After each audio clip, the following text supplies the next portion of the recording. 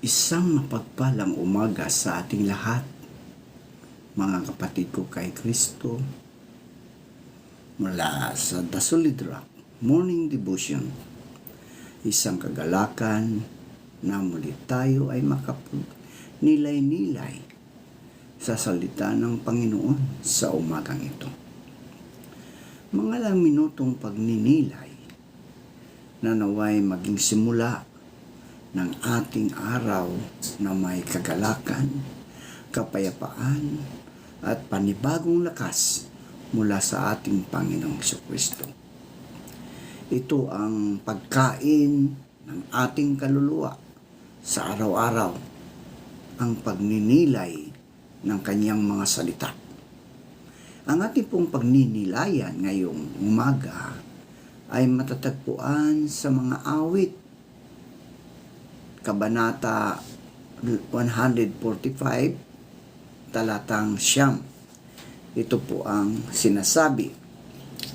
Ang Panginoon ay mabuti sa lahat at ang kanyang mga malumanay na kaawaan ay nasa lahat niyang mga gawa. Pinagpala na po tayo sa pagkabasa at pagkarinig ng kanyang mga salita. Tayo po ay manalangin. Ama naming Diyos na makapangyarihan sa lahat, kami po ay nagpapakumbaba, lumalapit sa iyong harapan upang humingi ng kapatawaran sa aming mga kasalanang nagawa. Ito man ay sa pamagitan ng aming isip, salita at gawa. Patawarin niyo po kami, O Diyos, at bigyan po kami ng karunungan upang kami, O Diyos, ay makasunod sa iyong kalooban at gabayan niyo po kami sa lahat ng aming mga ginagawa. Aming itataas ang aming mga kaibigan na nangangailangan ng kagalingan dahil sa mga karamdaman, O Diyos. Pagalingin niyo po sila, Panginoon, at bigyan niyo po sila ng lakas. Panginoong Hesus, lumalapit po kami sa iyo ngayon, umaga ng Biyernes, upang idulog ang mga kahilingan ng mga kaibigan namin na may mga karamdaman. Sila po ay iyong pagalingin. Haplusin niyo po sila at pagkalooban ng panibagong lakas upang sila, O Diyos, ay muling makapaglingkod sa iyo. Patawarin niyo po ang sila, O Diyos, sa kanilang mga kasalanang nagawa at pagkalooban mo sila ng kagalingang pangkaluluwa. Amin ding idinudulog ang aming bayan, ang aming bansa, O Diyos. Nabigyan mo kami ng tapang na ipaglaban ang tama at mamuhay ayon sa iyong kalooban. Sa iyo po namin ipinagkakatiwala ang aming bansa, O Diyos. Ipagkaloob mo sa amin ang kapayapaan, ang kaunlaran at ang gabay sa bawat hakbang. Mangyaring alisin ang diwa ng pagkamakasarili, kayabangan at katiwalian mula sa aming mga pinuno.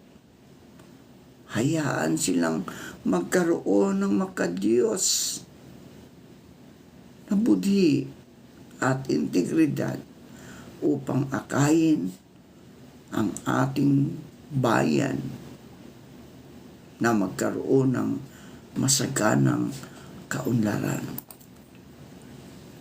Amin din inilalapit sa iyo, O Diyos, ang aming mga kaibigan na nagtatrabaho sa mga lansangan, ang mga jeepney driver, O Diyos, ang mga taxi driver, bus driver, grab driver, at iba pang mga sasakyan na nasa aming kapaligiran na naghahanap buhay ng marangal, O Diyos, na sila po'y ingatan mo.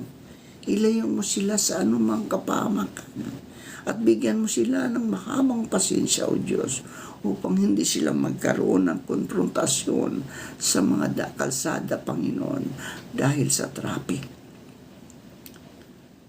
Amin ding inilalapit sa iyo ang aming mga kaibigan na nag-oopisina, Panginoon. Private man o government, na patuloy mo silang bigyan ng karunungan na sa bawat hakbang, desisyon na kanilang ginagawa ay naway para sa kabutihan at para sa iyong kalooban, Panginoon. Huwag mong hayaan sila, O Diyos, na matukso sa mga pera upang mangurap sila sa kaban ng bayan o sa kaban ng mga private institution. Amin din inilalapit sa iyo, O Diyos, ang mga nagtatrabaho sa mga paaralan, ang mga janitor, mga karpentero, Panginoon, mga guro, at mga administrador, lalong-lalo na sila po'y ingatan mo. Bigyan mo po sila ng kalakasan, karunungan, upang sila, O Diyos, ay makapaglingkod ng tama, ng ayon sa kalooban mo, Panginoon. Tulungan mo sila, O Diyos, na magampanan nila ang kanilang tungkulin para sa mga kabataan. Amin din inilalapit sa iyo, O Diyos, ang aming mga estudyante na patuloy na nag-aaral upang matuto, Panginoon. Tulungan mo sila, O Diyos, at ilayo mo sila sa anumang kapahamakan, sa anumang mga pagsubok sa buhay, sa mga tukso na sa palibot lang na namin, Panginoon. Amin ding inilalapit sa iyo, Panginoon, ang mga mag-anak na hindi nagkakaunawaan. Nagbabangayan ang mga magkakapatid, ang magulang. Panginoon, bigyan mo sila ng pagmamahalan sa bawat isa upang sila, Panginoon, ay magkaroon ng maayos at kapayapaan sa kanilang pamilya, Panginoon. Aming ding inilalapit sa iyo, O Diyos, ang gagawing protesta sa araw ng linggo sa 21, Panginoon, tungkol sa mga nagaganap sa aming bansa. Ingatan mo po ang bawat isa. Huwag mong ipahintulot na magkaroon ng hindi magandang konfrontasyon sa pamagitan ng mga law enforcement at mga magrarally, Panginoon. Proteksyonan mo po ang mga anak mo na naroon. Huwag mong hayaan na sila, Panginoon, ay magkaroon ng hindi magandang mangyayari, Panginoon. Ikaw ang Diyos na aming sinasamba. Ikaw ang Diyos na aming ikaw ang Diyos na aming manliligtas, O Lord. Kaya sa iyo namin ito, Diyos, idinudulog. Panginoong Hesus, aming inilalapit sa iyo ang aming mga kaibigan na nagtatrabaho sa ibang bansa, ang mga OFW, na sila po'y ingatan mo sa kanilang pagtatrabaho doon. Ilayo mo sila sa anumang mga pagsubok sa buhay, sa mga tukso, Panginoon. Nagtiis sila na mapalayo sa kanilang mga mahal sa buhay. Mabigyan lang nila ang kanilang ng kanilang pamilya ng maayos na pamumuhay, Panginoon. Amin din inilalapit sa iyo ang mga matatanda, Panginoon, ang mga senior, na sila po'y ingatan mo, proteksyonan mo sila sa mga karamdaman, Panginoon. Lord, at sa umagang ito, patuloy ko rin tinataas sa inyo ang mga kaibigan naming na naninirahan na sa ibang bansa, sa Amerika, sa Australia, sa Canada, at sa buong muon mundo, Panginoon, na sila po'y ingatan mo. Gamitin mo sila, O Diyos, bilang asin at ilaw ng kanilang bansang kinabibilangan. Naway sila, Panginoon, ay makapag-share ng mas mabuting balita upang ang mga taong nakakarinig, O Diyos, ay magkaroon ng pananampalataya at sila rin ay magkaroon ng buhay na walang hanggan. Panginoon, maraming salamat po sa lahat ng mga katugunan sa aming mga panalangin sa pangalan ni Jesucristo na aming Diyos sa tagapagligtas. Amen.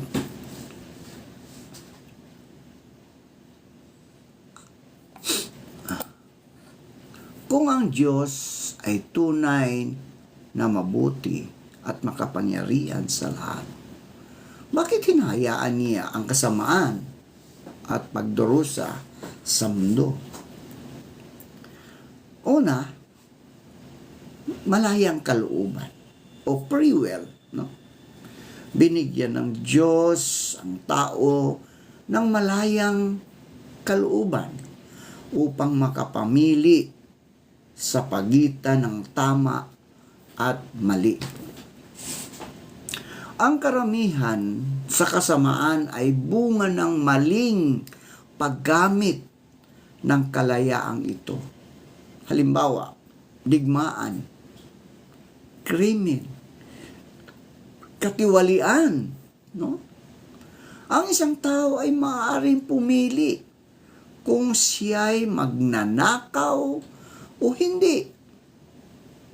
Hindi pipilitin ng Diyos ang bawat tao na gawin ang tama. Dahil kung ganon, hindi na tunay ang pag-ibig o kabutihang ginagawa ng tao. Pangalawa, pagpapalago ng kaluluwa o soul making. Ang pagdurusa ay maaaring magsilbing paraan upang lumago ang karakter ng tao, tulad ng pagtatiyaga, malasakit, pananampalataya.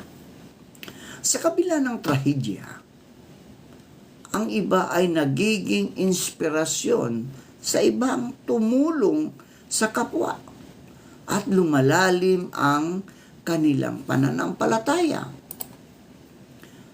Pangatlo, limitadong kaalaman ng tao. Maring hindi natin lubos na mauunawaan ang kabuuan ng plano ng Diyos. Ang pananaw natin ay limitado, samantalang ang Diyos ay may malawak na pananaw. Katulad ng isang bata na hindi naunawaan kung bakit siya pinapabakunahan ng magulang. Sa unay masakit, di ba? Pero ito'y para sa kanyang kabutihan. Ang kasamaan bilang pansamantalang paghihintulot.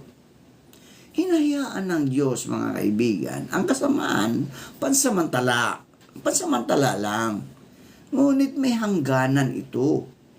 Ayon sa pananampalatayang Kristiyano, darating ang araw na huhukuman niya ang lahat ng masama at wawasakasan ang pagdurusa ng kanyang mga anak.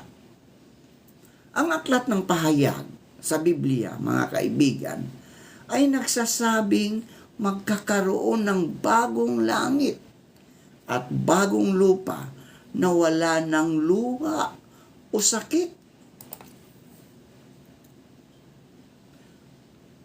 Natural na kasamaan o natural evil, no? Ito ang mga sakuna gaya ng lindol, bagyo, sakit at iba pa. Iba ito sa moral na kasamaan. Ito'y gawa ng tao. May ilang paliwanag ukol dito, mga kaibigan, no? Ang mundo ay may mga natural na batas. Gravity, plate tectonics na bahagi ng mas malaking disenyo. Maaring resulta ng pagkasira ng kalikasan na bahagi rin ng maling pamamahala ng tao. Di ba? Katulad ng pagtapon ng basura kahit saan. Ito'y mali. No? Kaya ang tayo ay nagkaroon ng baha. Nagkaroon ng hindi maganda sa ating lipunan. O maaari rin itong maging pagsubok na may layunin spiritual. Ngayon, ito ang hamon sa akin, mga kapatid, mga kaibigan. Walang iisang sagot na ganap na nakakasagot sa tanong. Lalo na kung ikaw ay dumaraan sa personal na pagdurusa. Ngunit, mga kaibigan, sa pananampalataya, ang tanong ay hindi lamang bakit pinahihintulutan ng Diyos ang kasamaan, kundi paano tayo tinatawag ng Diyos na tumugon sa harap ng kasamaan, sa gitna ng kasamaan. Maaari tayong maging kabutihan. Manalangin tayo. Panginoon, maraming pagkakataon na akala namin wala kaming silbi. Akala namin hindi sapat ang aming mga simpleng ginagawa. Pero salamat, Panginoon, sa paalala mo sa amin ngayon na ang bawat mabuting gawa, maliit man, ay mahalaga sa iyong mga mata. Turuan mo kaming tumanggap ng iyong mga alagad. At kami rin, Panginoon, gawin mo kaming alagad na maaaring tanggapin ng iba. Sa bawat baso ng tubig na aming iniaalay, sa bawat kabutihan na aming binibigay, tanggapin mo ito bilang alay ng pag-ibig. Sa pangalan ng Ama, at ng Anak, at ng Banal na Espiritu Santo. Amen.